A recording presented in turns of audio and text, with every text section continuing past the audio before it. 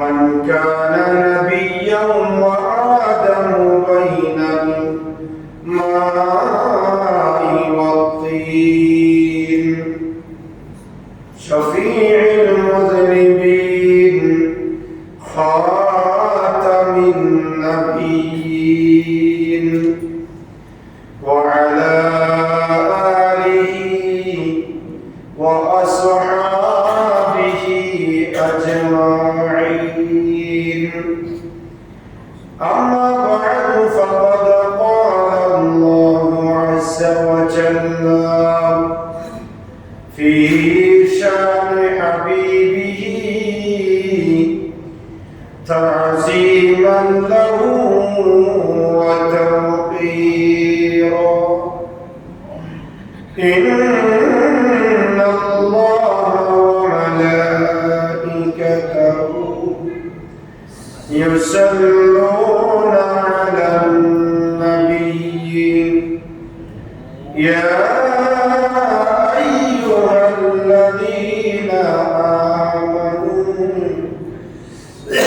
صلوا عليه وسلموا تسليما صلى الله على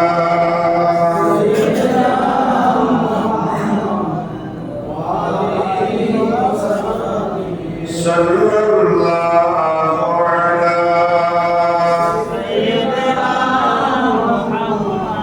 وآله وأصحابه صلى الله على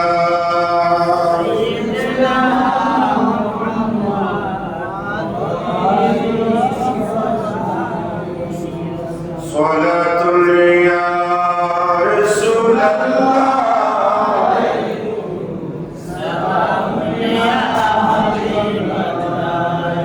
صلاة يا رسول الله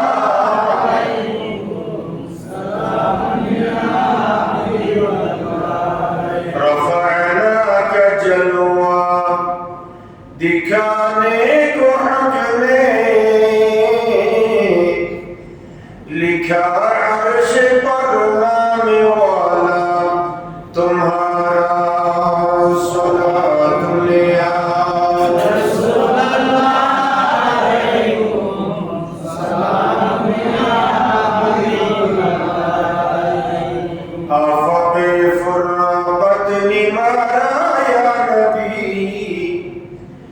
दिल हुआ गम से दोबारा या नबी सलातुल्लाह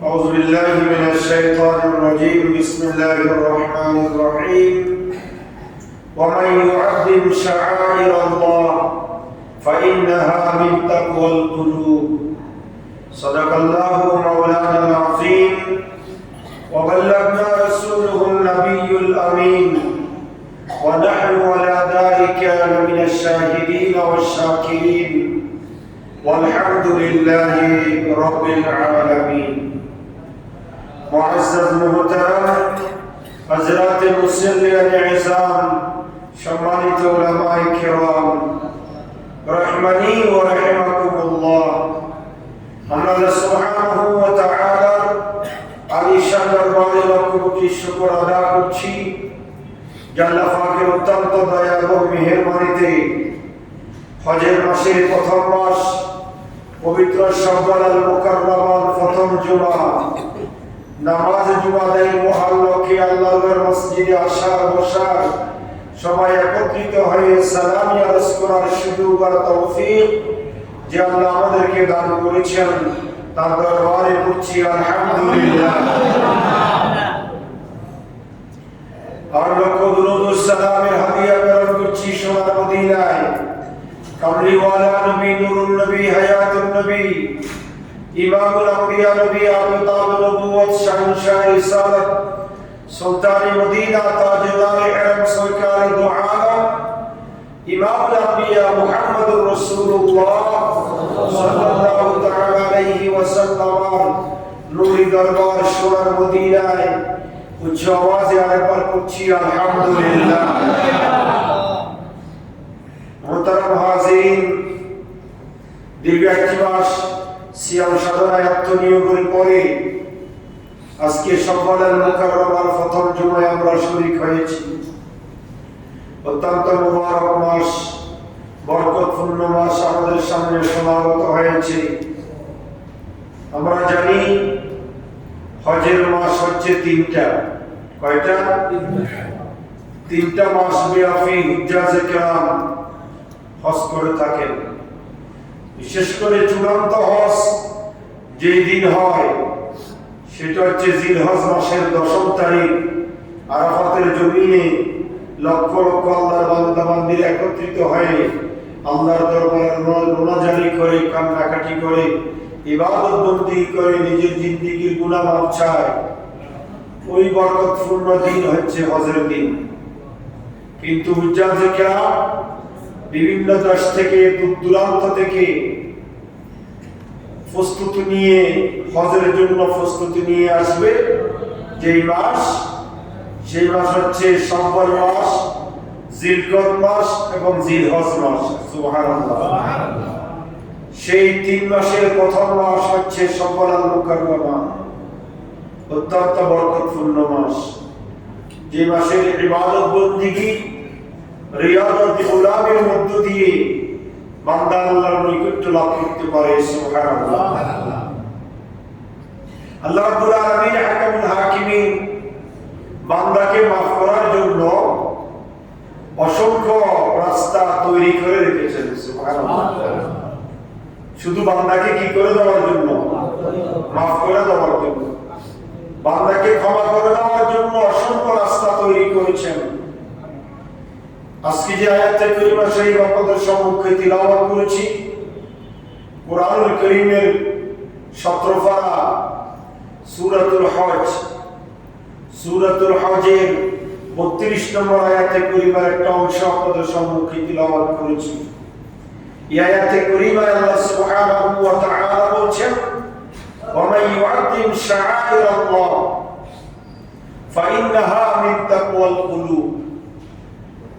যারা আমি আল্লাহর নিদর্শনাবলীকে সম্মান করবে, তাজিম করবে, বুঝে যাবে তার অন্তরের মধ্যে আমি আল্লাহর তাকওয়াই, আমি আল্লাহর ভয়, আমি আল্লাহর ফরজগারিতা তার অন্তরের মধ্যে আছে। সুবহানাল্লাহ। আমরা জানি আল্লাহ পাক রমজান দিয়েছেন মুত্তাকি বানানোর জন্য, লাআল্লাকুম তাত্তাকুন। আল্লাহ বলছেন, বান্দা তোমাদেরকে রমজান দিলাম, একটি মাস তুমি সিয়াম সাধনা আত্মনিয়োগ করবে। সুবহে সাদিক থেকে সূর্য অস্ত যাওয়া পর্যন্ত ফালাহার জৈবিক চাহিদা থেকে দূরে থাকবে, যাবতীয় অপকর্ম থেকে নিজেকে বিরত রাখবে। এই সিস্টেম, এই পদ্ধতি, এই পন্থা অবলম্বন করার মধ্য দিয়ে বান্দা তুমি মুত্তাকি হতে পারবে। সুবহানাল্লাহ। আর আল্লাহ সুবহানাহু ওয়া তাআলা সূরা হজের 32 নম্বর আয়াতে কারিমা বলছেন, বান্দা মুত্তাকি হওয়ার জন্য আরো কিছু সিস্টেম, আরো কিছু নির্দেশনাবলী আমি আল্লাহ তোমার জন্য প্রস্তুত করে রেখেছি। ওয়া মান ইউআযিম শাআইরাল্লাহ, যারা আমি আল্লাহর নিদর্শনাবলীকে তাজিম করবে, সম্মান করবে, ফাইন্নাহা মিন তাকওয়াল কুলুব, তার অন্তরের মধ্যে আমি আল্লাহর ভয়, খোদাভীতি অর্জন হবে। সুবহানাল্লাহ। অন্য আয়াতে, একই আয়াতের মধ্যে একই সূরা হজের 30 নম্বর আয়াতে কারিমার মধ্যে আল্লাহ সুবহানাহু ওয়া তাআলা বলেছেন, ওয়া মান ইউআযিম হুরমাতিল্লাহ ফাহুয়া খায়রুল লাহু ইনদা রাব্বি ওয়া উহিল্লাত লাকুমুল আনআম ইল্লা মা ইউতলা আলাইকুম ফাজতানিবুর রিজসা মিনাল আওসানি ওয়াজতানিবু কাওলাস যুর। আল্লাহ সুবহানাহু ওয়া তাআলা বলেছেন, বান্দা ওয়া মান ইউআযিম হুরমাতিল্লাহ, যারা আমি আল্লাহ পবিত্র নৈকট্যধন্য, আমি আল্লাহর নিয়ামত সম্বলিত স্থানগুলোকে যারা সম্মান করবে, ফাহুয়া খায়রুল লাহু ইনদা রাব্বি, এটা ওই বান্দার জন্য কল্যাণকর হবে আল্লাহর নিকট। আর ওয়াহিল্লাত লাকুমুল আনআম, আমি আল্লাহ রাব্বুল আলামিন তাদের জন্য চতুষ্পদ প্রাণীকে হালাল করে দিয়েছি। ইল্লা মা ইউতলা আলাইকুম, যা তোমাদের সামনে তেলাওয়াত করা হয়েছে। ফাজতানিবুর রিজসা মিনাল আওসান, যারা মূর্তি পূজা থেকে দূরে থাকবে। ওয়াজতানিবুজ জুর, এবং মিথ্যা অপবাদ গীবত শিকায়ত থেকে নিজের জবানকে যারা হেফাজতে রাখবে, তাদের অন্তরে আমি আল্লাহর পক্ষ থেকে তাকওয়া খোদাভীতি পয়দা হবে। সুবহানাল্লাহ। ফাজতানিবুর রিজসা মিনাল আওসান, মূর্তি পূজা থেকে, সূর্যের পূজা থেকে, চন্দ্রের পূজা থেকে, গোবৎসের পূজা থেকে, যাবতীয় আল্লাহকে ছাড়া অন্য কিছুর সামনে নিজের মাথাকে মস্তক অবনত করা থেকে যারা বিরত থাকবে। ওয়াজতানিবু কাওলাজ জুর, এবং মিথ্যা কথা থেকে যারা দূরে থাকবে, মিথ্যা অপবাদ। কারণ আমি মিথ্যা অপবাদ দেওয়া এটা বড় জঘন্যতম অপরাধ, মনে রাখবেন।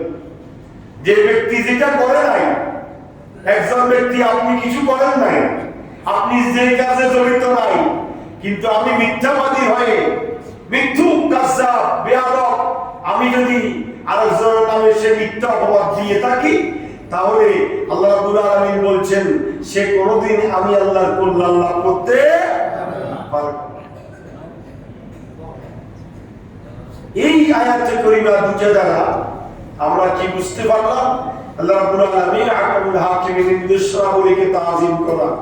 আব্দুল হক মুহাদ্দিস দেহলভী রাহমাতুল্লাহ আলাইহি ভারতীয় উপমহাদেশের শ্রেষ্ঠ মুহাদ্দিস ছিলেন। আব্দুল হক মুহাদ্দিস দেহলভী রাহমাতুল্লাহ আলাইহি, সে আব্দুল হক মুহাদ্দিস দেহলভী রাহমাতুল্লাহ আলাইহি বলছেন, শাআইরুল্লাহি সালাসা, আল্লাহর নির্দেশনাবলী হচ্ছে তিন ধরনের। সুবহানাল্লাহ। কয় ধরনের? একটা হচ্ছে কিতাবুল্লাহ, দুই নম্বর হচ্ছে বাইতুল্লাহ, তিন নম্বর হচ্ছে রাসূলুল্লাহ। সুবহানাল্লাহ। এই তিনটা হচ্ছে আল্লাহর নিদর্শন। এই তিনটা কি? একটা হচ্ছে কিতাবুল্লাহ, আল্লাহর কিতাব। আল্লাহর কিতাব 100 বড় বড় 4টা কিতাব, এগুলো হচ্ছে আল্লাহ রাব্বুল আলামিন আহকামুল হাকিমিনের নিদর্শন, যেগুলোর মাধ্যমে বান্দা আল্লাহ খুঁজে পাবে, যার মাধ্যমে বান্দা আল্লাহ পর্যন্ত পৌঁছতে পারবে, যার মাধ্যমে বান্দার অন্তরে তাকওয়াই খোদাভীতি অর্জন হবে। একটা হচ্ছে কিতাবুল্লাহ, আল্লাহর কিতাব। এই কোরআনুল কারীম হচ্ছে আল্লাহর নিদর্শন। কোরআনুল কারীমের মধ্যে ব্যক্তি, পরিবার, সমাজ, রাষ্ট্রে জীবনের ক্ষুদ্র থেকে ক্ষুদ্র থেকে বৃহত্তর বিষয় পর্যন্ত সবকিছু এই কোরআনুল কারীমের মধ্যে আল্লাহ রাব্বুল আলামিন আহকামুল হাকিমিন বান্দার জন্য এক করে দিয়েছেন। এই জন্য এই কিতাবুল্লাহ, এই কোরআনুল কারীম হচ্ছে আল্লাহ পাকের অন্যতম নিদর্শন। সুবহানাল্লাহ।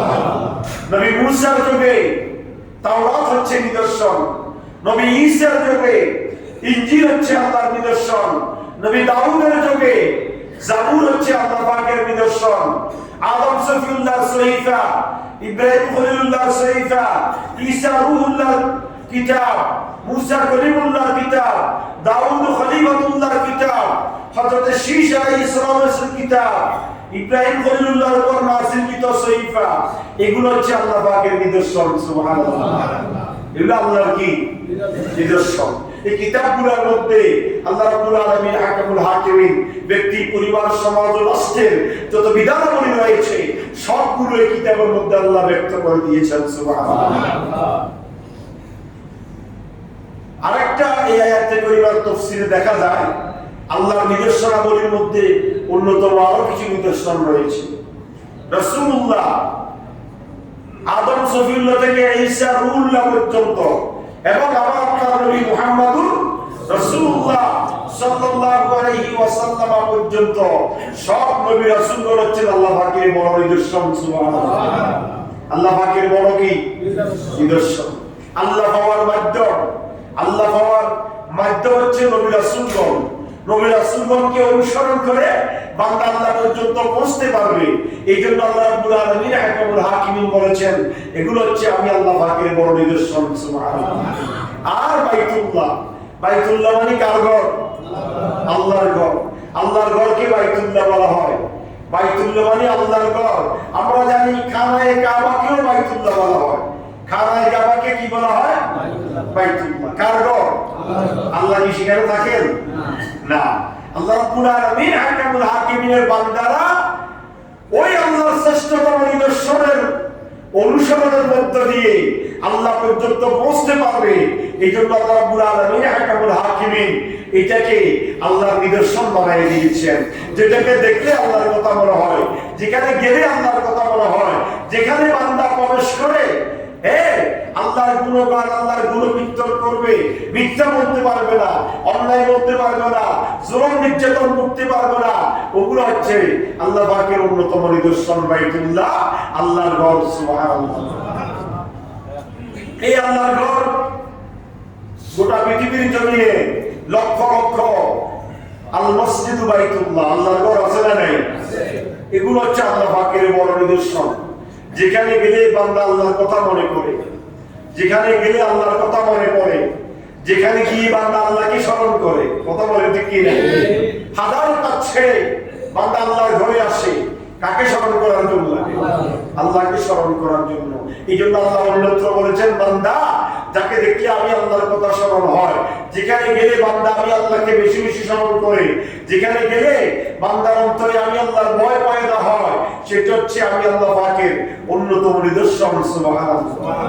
তাহলে আমরা এখানে পেলাম আল্লাহ পাকের নিদর্শন তিনটা। কিতাবুল্লাহ, আল্লাহর কিতাব কোরআনুল কারীম, বাইতুল্লাহ আল্লাহর ঘর, আর রাসূলুল্লাহ আল্লাহ পাকের নবী, সমস্ত নবী রাসূলগণ, এগুলো হলো অন্যতম নিদর্শন। সুবহানাল্লাহ। এই আল্লাহর কিতাবকে যদি আমরা সম্মান করি, নবী রাসূলদেরকে যদি আমরা সম্মান করি, তারপরে আল্লাহর ঘরকে যদি আমরা সম্মান করি, তাহলে বোঝা যাবে আমাদের অন্তরের মধ্যে আল্লাহ পাকের ভয়, আল্লাহর খোদাভীতি, আল্লাহর তাকওয়াই আমাদের অন্তরের মধ্যে আছে। বলুন সুবহানাল্লাহ। অন্যত্র আয়াতে কারিমার তাফসীরে দেখা যায় যে আল্লাহ পাকের নিদর্শনাবলী আরো কিছু রয়েছে। সেটা কি? জামান মানে কাল, জমানার সময়। জমানার সময় হচ্ছে আল্লাহ পাকের নিদর্শন কিছু কিছু সময়। সেগুলো কি? সেগুলো হচ্ছে আরো রমজান আল্লাহ পাকের নিদর্শন। সারাদিন উপবাস থাকা, গুনাহ থেকে নিজেকে বিরত রাখা, অন্যায় কোনো কাজে দাবিত হলে নিজেকে সেখান থেকে পিছিয়ে রাখা। আর আমি তো রোজা, আমি তো কি, আমার অন্তরে এই ভয়টা সৃষ্টি হওয়া, এটা হচ্ছে আল্লাহ পাকের অন্যতম নিদর্শন। এই জন্য আল্লাহ বলেছেন, ইন্না ইদ্দাতাশ শুহুরে ইনদাল্লাহি 12 শাহরান ফি কিতাবিল্লাহ, যে আল্লাহ পাকের নিকট মাসের সংখ্যা হচ্ছে 12টি। মাস কয়টি? 12টি। আরবি বলেন, ইংরেজি বলেন, বাংলা বলেন, সর্বক্ষেত্রে মাসের সংখ্যা কয়টি? 12টি। কিন্তু এই 12টি মাস, ইংরেজি মাসগুলা মানুষের তৈরিকৃত, বাংলা মাসগুলা মানুষের তৈরিকৃত, কিন্তু একমাত্র আরবি মাস যেগুলো আল্লাহ পাকের পক্ষ থেকে নাযিলকৃত। বলুন সুবহানাল্লাহ। এজন্য আল্লাহ বলেছেন কোরআনুল কারীমের মধ্যে সূরা তাওবার 36 নম্বর আয়াতে কারীমার মধ্যে বলেছেন, ইন্না ইদ্দাতাশ শুহুরে ইনদাল্লাহি 12 শাহরান ফি কিতাবিল্লাহ। এই কিতাব আল্লাহর কোরআন, এই কোরআনের মধ্যে মাসের সংখ্যা কয়টি? 12টি। আল্লাহ বলেন, মিনহা আরবাআতু হুরুম, তার মধ্যে 4টি মাস অতি সম্মানী মাস। সুবহানাল্লাহ। ওটি 4টি মাস অতি সম্মানী মাস। সব মাস কার? আল্লাহ। জানুয়ারিও আল্লাহ, মুহররমও আল্লাহ, বৈশাখও আল্লাহ। কিন্তু 12টি মাসের মধ্যে জানুয়ারি থেকে ডিসেম্বর পর্যন্ত, মুহররমুল হারাম থেকে জিলহজ পর্যন্ত 12টা মাসেই আল্লাহ। কিন্তু আল্লাহ বলছেন, না, এই 12টা মাসের মধ্যে 4টি মাস আমি আল্লাহর নিকট বেশি সম্মানী। হাদিসে পাকের মধ্যে এই আয়াতে কারিমার ব্যাখ্যা আল্লাহ রাসূল দিয়েছেন যে 4টি মাস আল্লাহর কাছে বেশি সম্মানী। সেই 4টি মাস কি কি? একটা হচ্ছে রজবুল মুরাজ্জম, আরেকটা হচ্ছে জিলকদ, আরেকটা হচ্ছে জিলহজ, আরেকটা হচ্ছে মুহররম। সুবহানাল্লাহ। রজব, জিলকদ, জিলহজ, মুহররম, এই 4টি মাস আল্লাহর কাছে বেশি সম্মানী মাস। সুবহানাল্লাহ। এই 4টি মাস আল্লাহর কাছে বেশি কি মাস? প্রিয় মাস। তাহলে এগুলো হচ্ছে আল্লাহ পাকের নিদর্শন। এগুলো আল্লাহ পাকের কি নিদর্শন? রজব মাসকে সম্মান করা, জিলকদ মাসকে সম্মান করা, জিলহজ মাসকে সম্মান করা, তারপরে মুহররমুল হারামকে সম্মান করা।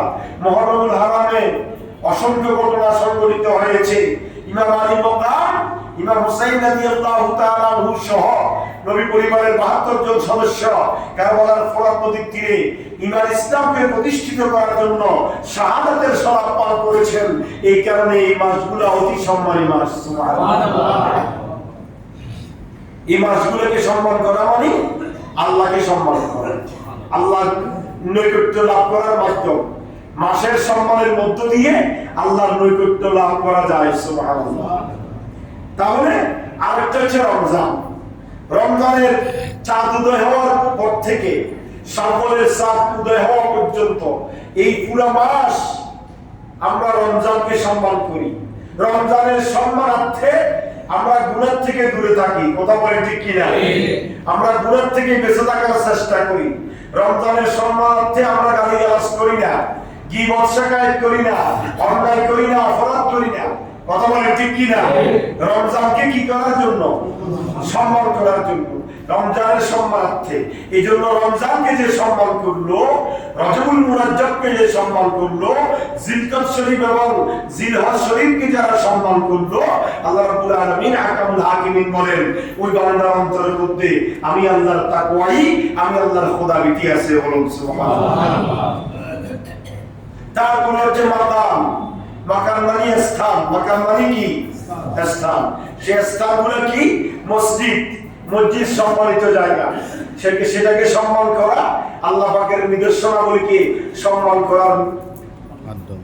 অনুরূপ আল্লাহর নিদর্শনাবলীকে সম্মান করার মর্যাদা লাভ করবে। মাদ্রাসা, মাদ্রাসাতে দ্বীনি শিক্ষা দেওয়া হয়, দ্বীন শরীয়ত শিখানো হয়, কোরআন শিখানো হয়, হাদিস শিখানো হয়। এই জন্য মাদ্রাসা হচ্ছে আল্লাহ পাকের নিদর্শন। তারপরে খানকা, হযরত আল্লাহর ওলিদের বৈঠকখানা, যেখানে আল্লাহর ওলিরা বসে দ্বীনের দাওয়াত দেন, দ্বীনের তালিম দেন, সেটাকে বলা হয় কি? খানকা। ওই খানকাকে তাজিম করা, যেখানে আল্লাহর ওলিরা শায়িত থাকেন, মাজার। এগুলাকে যারা সম্মান করবে, বুঝা যাবে ওই বান্দার অন্তরের ভিতর আল্লাহর খোদাভীতি, আল্লাহর নিদর্শনাবলীকে সম্মান এটা রয়েছে।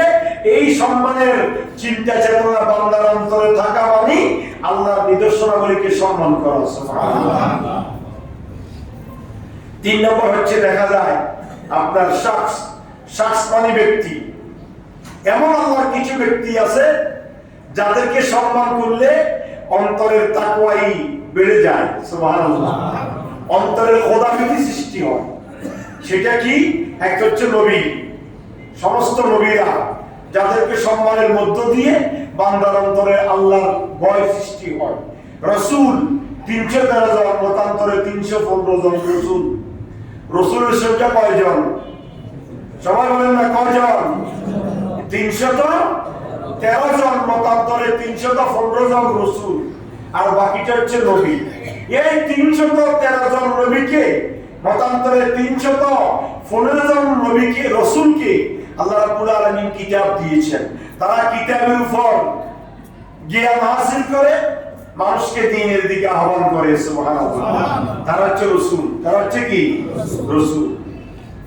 সবাই হচ্ছে এমপি, কিন্তু কিছু কিছু কি থাকে?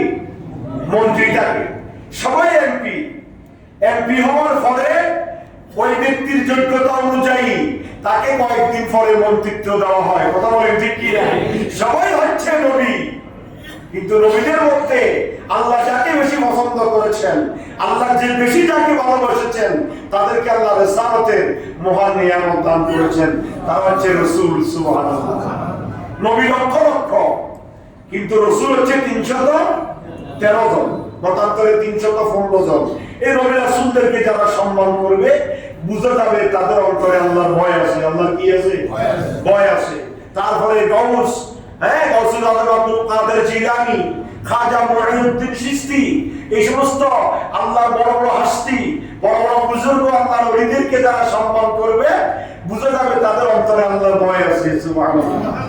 কুতুব গাউস, কুতুব, আল্লাহর ওলিরা, ওয়ারাসাতুল আম্বিয়া, আলেম ওলামা, এই সমস্ত ব্যক্তিদেরকে যারা সম্মান করবে, তাজিম করবে, বুঝা যাবে ওই ব্যক্তির অন্তরে আল্লাহর কি আছে, ভয় আছে। রাখি দাও। এই জন্য এই সমস্ত ব্যক্তিদেরকে সম্মান করা, নিজের অন্তরে আল্লাহর ভয় ফয়দা করা। আল্লাহর ভয় কি করা? ফয়দা করা। আলেম ওলামাকে সম্মান করা। আমরা তো আলেম ওলামা গীবত করি বসে বসে, মসজিদের ভিতর বসি, আলেমের বিরুদ্ধে তহমত দেই, যে ইমাম সাহেবের পিছনে নামাজ পড়ে সেই ইমাম সাহেবের বিরুদ্ধে মিথ্যা তহমত দেই মসজিদের মধ্যে বসে। আল্লাহর ভয় আছে? আল্লাহর ভয় নেই, মরণের ভয় নাই। এই জন্য তাদের অন্তরে তাকওয়াইও নাই, এই জন্য তাদের কোনো শান্তিও নাই। ফলের দিকে তাকাই থাকে কে কখন দিবে আর সেখান থেকে খাবে। কিন্তু নিজের মেয়েকে নিজের যোগ্যতা দিয়ে নিজে খাওয়া চলা সেই হেরাম তো নাই। কিন্তু শুধু মসজিদে এখানে সেখানে বসে বসে আলেম ওলামা, নবী রাসূল, গাউস, কুতুব, আল্লাহর ওলিদের বিরুদ্ধে কথা বলা সাহস যারা রাখে তারা হচ্ছে সমাজের বেয়াদব। কিন্তু যারা তাদেরকে সম্মান করে, নবী, ওলি, গাউস, কুতুব, আলেম ওলামা, তাদেরকে যারা সম্মান করে তারা হচ্ছে আল্লাহর খাস বান্দা। তাদের অন্তরের মধ্যে আল্লাহর কি আছে? ভয় আছে। তারপর হচ্ছে আল্লাহ, এই জন্য আল্লাহ রাব্বুল আলামিন হাকামুল হাকিমিন, আলেম ওলামা, নবী রাসূল সম্পর্কে বলেছেন, ফাসআলু আহলাদ যিকরি ইন কুনতুম লা তা'লামুন। তোমরা যা জানো না তা জানার জন্য আহলে জিকির। আহলে জিকির মানে যারা আলেম ওলামা, যারা শরীয়তের জ্ঞান রাখে, তরিকতের জ্ঞান রাখে, হাকিকতের জ্ঞান রাখে, মাযহাব মিল্লাতের জ্ঞান রাখে, তোমরা তাদের দ্বারা মানতে যাও, তাদের শরণাপন্ন হও, তাদের থেকে কিছু জিজ্ঞাসা করো, তাদের থেকে শিখো, তাদের বিরুদ্ধচারণ করিও না। তাহলে কি হবে? অন্য হাদিসের মধ্যে আল্লাহ পাকের রাসূল বলেছেন, কুন আলিমান, হয় আলেম হও, আও মুতাআল্লিমান, আলেমের ছাত্র হও, আর মুস্তাহিকান, আলেমকে অনুসরণ করো, আর মুহিব্বান, অথবা আলেমকে মুহাব্বত করো, ওয়ালা তাকুন খামিসা, খবরদার আলেম ওলামার বিরুদ্ধচারণ করিও না, আলেম ওলামার পিছনে গীবত করিও না, আলেম ওলামাকে তহমত দিও না, মিথ্যা বলে আলেম ওলামাকে বিভিন্নভাবে চক্রান্ত ষড়যন্ত্র করে তোমরা তাদেরকে প্রতিহত করিও না। তাহলে কি হবে? তুমি দুনিয়ার জমিনে তো ধ্বংস হবে, আখিরাতের জমিনে তোমার জন্য অন্ধকার। জোরে বলুন নাউজুবিল্লাহ। এজন্য আল্লাহ রাসূল বলেছেন, ফাদলুল আলিমি আলাল আবিদি কাফাদলি আলা আদনাকুম। তোমাদের মধ্যে সাধারণ মানুষের মধ্যে আমি নবীর যেমন মর্যাদা, ওরকম ভাবে আকাশ ভরা তারার মধ্যে যেভাবে সাদের মর্যাদা, সুবহানাল্লাহ, অনুরূপ ভাবে আমাদের সমাজের মধ্যে একজন আলেমের মর্যাদা তেমন, গ্রাম ভরা মানুষের মধ্যে একজন আলেমের তেমন মর্যাদা, যেমন গোটা উম্মতের মাঝে আমি নবীর মর্যাদা। সুবহানাল্লাহ। এই জন্য আল্লাহ রাসূল বলেছেন অন্য হাদিসের মধ্যে, মান আকরামা আলিমান, যারা আল্লাহর একজন আলেমকে সম্মান করবে, আলেমের বিরুদ্ধে মিথ্যা কথা বলবে না, মিথ্যা তহমত দিবে না, গীবত শিকায়ত করবে না, ফাকান্নামা আকরামা ৭০ নবিয়্যা, সে যেন বনি ইসরাইলের ৭০ জন নবীকে সম্মান করলো। সুবহানাল্লাহ। এজন্য এই আলেম ওলামার ইন্তেকালের মাধ্যমে আল্লাহ এলেম উঠাই নেন। আলেম ওলামার ইন্তেকালের মাধ্যমে জগৎ মারা যায়। এজন্য আল্লাহ রাসূল বলেছেন, মাউতুল আলেমে কা মাউতুল আলম। একটা সমাজে, একটা এলাকার, একটা দেশে যদি একজন আলেম মারা যায়, একজন আলেম মরল না, আল্লাহ রাসূল বলতে একটা জগৎ মারা গেল। জোরে বলুন সুবহানাল্লাহ। কারণ আলেম যেটা মারা যাচ্ছে তার মতো আর ওই ধরনের আলেম উঠতেছে না। কথা বলেন ঠিক কিনা? ওই ধরনের তাকওয়াবান আল্লাহওয়ালা আলেম উঠতেছে না। এই জন্য আল্লাহ রাসূল বলেছেন, মাউতুল আলেমে কা মাউতুল আলম। একজন আলেম মারা যাওয়া মানে গোটা জগৎ মারা যাওয়া। সুতরাং এই জন্য আমাদেরকে আল্লাহর ওলি, নবী, রাসূল, গাউস, কুতুব, পীর, মাশায়েখ, বুজুর্গ ব্যক্তিদেরকে সম্মান করতে হবে। এই জন্য কি দেখেন নাই, কিছুদিন আগে ফেসবুকে আসছে একজন হুজুর, কওমি লাইনের একজন বড় আলেম, সে মসজিদে ইতিকাফে বসি এতেকারী আরো কিছু সঙ্গীসাথীদেরকে নিয়ে সে মসজিদের ভিতর স্লোগান দিচ্ছে, খাজা বাবা ভণ্ড, খাজা বাবা ভণ্ড, জোর কর নাউজুবিল্লাহ নাউজুবিল্লাহ। তাহলে এটার দ্বারা কি হলো? খাজা বাবা সুদূর মদিনা থেকে হিন্দুস্তানে এসে লক্ষ লক্ষ হিন্দু কাফেরকে কি বানাইছে? মুসলমান বানাইছে। ভারতবর্ষে ইসলামের আলো ছড়াইছে। তুমি হিসাব আজকে এতেকাবে বসে মসজিদের ভিতরে খাজা বাবার বিরুদ্ধে চারণ করতেছ, তুমি কজন হিন্দুর মুসলমান বানাইতে হচ্ছ? এই সমস্ত বেয়াদবি যারা আল্লাহ ওলিদের সাথে আলেম ওলামার সাথে করবে তাদের দুনিয়ায় ধ্বংস, আখিরাতে ধ্বংস। এই জন্য সাবধান, আলেম ওলামার বিরুদ্ধে চারণ করবেন না। কোন আলিমান আও মুস্তাহকান আও মুহিব্বান আও মুহিব্বা ওলা তাকুন খামিসা। ওলে ভালো বলবেন, ফাইলে ভালোটা বলেন, ফালিয়াকুল খায়রা আও লা ইয়াসমুত। আল্লাহ রাসূল বলেছেন ফাইলে ভালো বলো, না পাইলে চুপ থাকো। তারপরে গীবত করিও না, তোহমত দিও না, মিথ্যা কথা বলিও না। এই ধরনের সিটিং বাটফার সমাজদ্রোহী কার্যকলাপ যারা করে সমাজে, তাদের থেকে আল্লাহ আমাদেরকে হেফাজত করুক। তারপরে আল্লাহর নিদর্শনাবলীর মধ্যে আরো আছে, যেমন কালানসু আর টুফি। টুফিটা হচ্ছে আল্লাহর নিদর্শন। অনেকে নামাজ পড়ে মাথায় টুপি দেয় না, টুপি দেওয়া কি নামাজের অংশ নাকি? টুপি দেওয়া নামাজের অংশ না, কিন্তু টুপির মাথায় দেওয়া আল্লাহ রাসূলের কি সুন্নাত। তো ইহারাতুল সুন্নাতে কুফরুন, যারা আল্লাহ রাসূলের সুন্নাতকে ইহারাত করে তারা কুফরি করলো। যেরকম নাউজুবিল্লাহ। আপনি দেন নাই ভালো কথা, কিন্তু দেওয়া লাগবে কিনা এই ধরনের যদি চ্যালেঞ্জ করেন, দিলে সওয়াব হবে কিনা এই ধরনের যদি চ্যালেঞ্জ করেন, তোহমত দেন, তাহলে আপনি গুনাহগার হবেন। আপনি কি হবেন? এটা কুফরির শামিল। যেমন টুফি আল্লাহ পাকের নিদর্শন, ফাকদি আল্লাহ পাকের নিদর্শন, কোরআন কারীমের রেয়াল যেটার উপর রেখে আমরা কি করি? কোরআন তেলাওয়াত করি। এটাকে সম্মান করা, আল্লাহ পাকের নিদর্শনকে সম্মান করা। দুরজান 20 টাকা দামের পুলিশটার কাপড় দিয়ে কোরআন কারীমকে বাঁধা হয়, কথা বলেন ঠিক কিনা? হ্যাঁ, মন্দার গাছ দিয়ে রেয়াল বানানো হয়। সেগুন কাঠ দিয়ে কেউ রেয়াল বানায়? সেগুন কাঠ দিয়ে বানায় না। কি গাছ দিয়ে? মশকরা গাছ দিয়ে, সাদা করে গাছ, বিভিন্ন দুর্বল গাছ দিয়ে কি বানায়? রেয়াল বানায়। কিন্তু এই রেয়ালের মর্যাদা এত বেশি, পয়সাতে লাগলে তাড়াতাড়ি নিয়ে সালাম করে। কেন? এটার সাথে কোরআন লেগেছে, এই জন্য। বুঝতে হবে। আপনি আলেমকে কেন সম্মান করবেন? আলেমের বিরুদ্ধে মিথ্যা কথা কেন বলবেন না? এই জন্য বলবেন না তার কাছে কোরআন আছে, তার কাছে হাদিস আছে, তার কাছে রাসূলের আদর্শ আছে। এই মানুষ হিসেবে গুনাহ করবে। আলেম ওলামা কি ফেরেশতা নাকি? কথা বলেন না। মানুষ তো, তারা গুনাহ করবে। গুনাহ তো যদি না করে তাহলে তো সে ফেরেশতা হয়ে যাবে। কিন্তু আপনার থেকে ভালো, আপনার মতো সিটিং না, বাটফার না, মিথ্যা কথা বলে না, সমাজের সমাজদ্রোহী কাজ করে না, কোরআন সুন্নাহ বিরোধী কার্যকলাপ করে না, জেনারেল বিচার করে না। কিন্তু এই জন্য তাদেরকে সম্মান করা। অনুরূপভাবে যে কোরআন যে গাছের সাথে লেগেছে তাকে আপনি সম্মান করবেন। কেন? এটা আল্লাহ পাকের নিদর্শন। সুবহানাল্লাহ। যে শানে রিসালাতের কিছু বই আছে, কিতাব আছে, আসলে ইসলামের কিতাব, ইসলামের কিতাব আছে না, এগুলাকে সম্মান করা, এটা তাকওয়ার অংশ। এগুলাকে সম্মান করবে। রাস্তাঘাটে যদি কোরআনের আয়াত লেখা কোনো কাগজ পড়ে থাকে, এগুলোকে নিয়ে সুন্দর করে পাস করি, হয় হুকুমে ফেলে দিবেন, না কোনো জায়গায় সম্মান করে রাখবেন। এগুলাকে সম্মান করলে আপনার আমার অন্তরে আল্লাহর ভয়, তাকওয়াই ফায়দা হবে। সুবহানাল্লাহ। তারপর হচ্ছে নামাজ, রোজা, হজ, যাকাত, সত্য কথা বলা, সৎ উপদেশ দেওয়া, এগুলো হচ্ছে আফআলুল খায়র, ভালো কাজ, এগুলো করবেন। তারপর হচ্ছে আপনার তা'মুরুনা বিল মা'রুফ ওয়া তানহাউনা আনিল মুনকার, সত্য কথা, সৎ পথের আদেশ দিবেন, অসৎ কাজ থেকে বাধা প্রদান করবেন। ফাইলে হয়তো বললাম ফালিয়াকুল খায়রা আও লা ইয়াসমুত।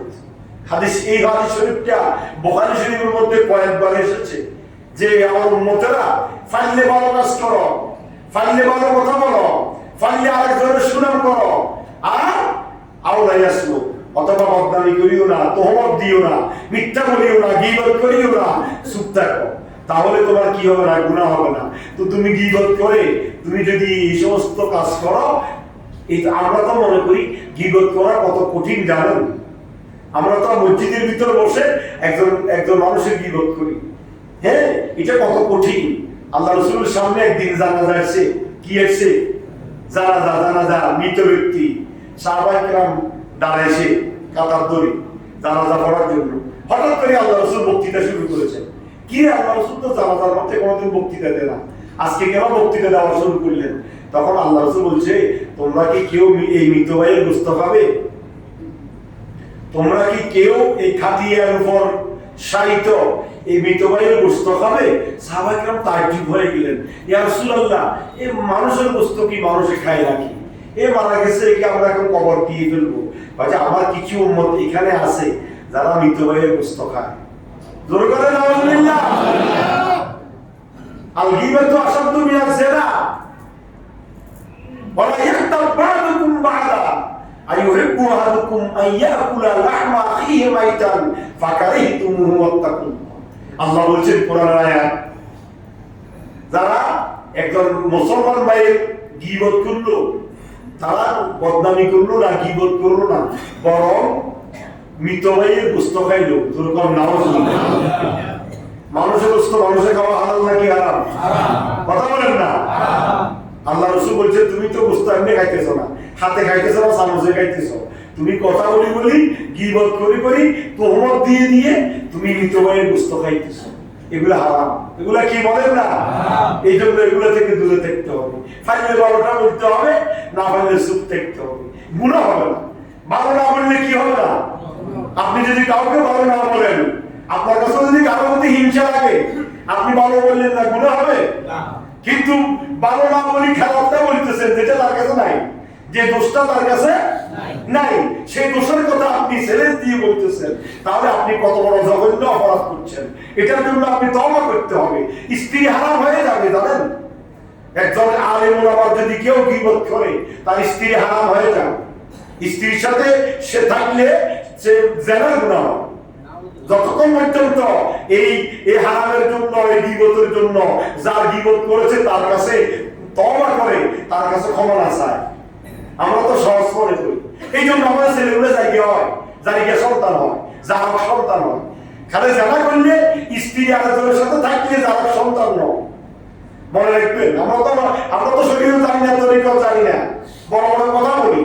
আমরা মনে করি যে আমার স্ত্রী যদি আরেকজনের সাথে থাকে, তার সাথে যদি থাকার কারণে তার যদি সন্তান গর্ভে আসে, এটা কি সন্তান? যার সন্তান না, না, শুধু এটা যার সন্তান নয়। আপনি একজন আলেমের গীবত করছেন, আজকে রাতে যা স্ত্রীর সাথে সহবাস করছেন, সেই সহবাসের কারণে একটা সন্তান ভূমিষ্ঠ হচ্ছে। এই সন্তানটা যার সন্তান, সেটা জারিয়া সন্তান হবে, সেটা বদমাশ হবে, সন্ত্রাস হবে, মাস্তান হবে, বেনামাজি হবে, মা বাবাকে বৃদ্ধাশ্রমে দিবে। কেন? বলে তো তুমি তো একজন আলেমের গীবত করি, তারপরে রাত্রে সহবাস করছো, এই সহবাসের কারণে সন্তান হয়েছে, এই সন্তানটা যার সন্তান হয়েছে। যেরকম গীবত করার কারণে স্ত্রীটা হারাম হয়ে গেছে। স্ত্রী কি হয়ে গিয়েছে? আমরা মনে করি শুধু তালাক দিলে স্ত্রী হারাম। এক তালাক, দুই তালাক, তিন তালাক, যা তালাক দিয়ে দিয়েছে স্ত্রী হারাম হয়ে গেছে। আসলে তাই নাকি? না। একজন আলেম ওলামা গীবত করি, স্ত্রীর সাথে থাকলে সেটাও হারাম। যতক্ষণ পর্যন্ত আলেমের হাতে হাত দিয়ে তওবা করি, মাপ না চাইবে। সাবধান, শরীয়ত এত সহজ নয়, শরীয়ত কঠিন। আল্লাহ রাব্বুল আলামিন আহকামুল হাকিমিন আমাদেরকে সহজভাবে মানার তৌফিক দান করুক, আমিন। শেষ আজকের আলোচনা, আমরা দীর্ঘ একটা মাস রোজা রেখেছিলাম, কথা বলেন ঠিক কি না? একটা মাস রোজা রেখেছি। মান সামা রমাদান, যারা রমজানের রোজা রাখবে, ওয়া আতবাউ সিত্তাতুম মিন শাওয়াল, আর রমজানের একটি মাসে রোজা রাখার পরে শাওয়াল মাসে 6টা রোজা রাখবে। ফাকান্নামা সামাদ দাহরা কুল্লাহু বিল কামাল, সেই জন্য পুরো বছরই রোজা রাখলো। সুবহানাল্লাহ। এই জন্য এই ঈদের দিন থেকে অনেকে ঈদের পর দিন থেকে রাখা শুরু করেছেন, অনেকে রেখে ফেলতেছেন। আপনারা 6 রোজাগুলো রাখবেন। এখনো আবার দিন ছোট আসে বা যা আছে, আমরা রোজা রেখেছি 1 মাস, অভ্যস্ত আছি। এই জন্য শাওয়াল মাসে 6টা রোজা রাখবেন। রোজার মাসালাটা বলে দিয়ে অনেকে ভুল করেন। বাড়িতে গিয়ে মা বোনদেরকে বলবেন, মা বোনদের বাড়তি রোজা যেগুলো আছে, এই মা বোনদের অসুস্থ হওয়ার পরে 5টা 7টা যে বাড়তি রোজা আছে, এই রোজাগুলা বছরের যে কোনো সময় কি করতে পারবে? থাকতে পারবে। কিন্তু শাওয়ালের 6 রোজা এই শাওয়াল মাস ছাড়া বছরের অন্য কোনো সময় থাকা যাবে। এই জন্য যদি কোনো মহিলা চায় যে এই শাওয়াল মাস তো 30 দিন, একদিন ঈদের দিন গেছে আর 29 দিন, আমি আমার 7টা রোজা বাংতি রোজা আগে রাখবো, তারপরে 6টা রোজা রাখবো, 7 আর 6 কত 13, তাহলে তো এই মাসের ভিতরে হচ্ছে কথা বলে ঠিক কিনা, তাহলে রাখা যাবে। আর যদি কোনো মানুষ বলে যে না আমি আগে 6 রোজা রাখি বলি, বাংতি রোজা আগামী সামনে শীত এসে রাখবো, কোনো সমস্যা নেই, রাখতে পারবে, কথা ক্লিয়ার।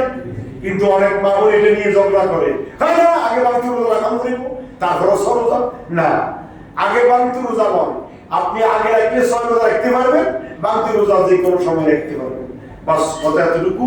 বাংতি রোজা 6 রোজা লাগাতার 6 দিনে রাখতে পারবেন, আজকে একটা কালকে রাখলেন না পরশুদিন একটা, আজকে 2 দিন রাখলেন না 3 দিনের দিন একটা রাখলেন, এইভাবে করে রাখতে পারবেন।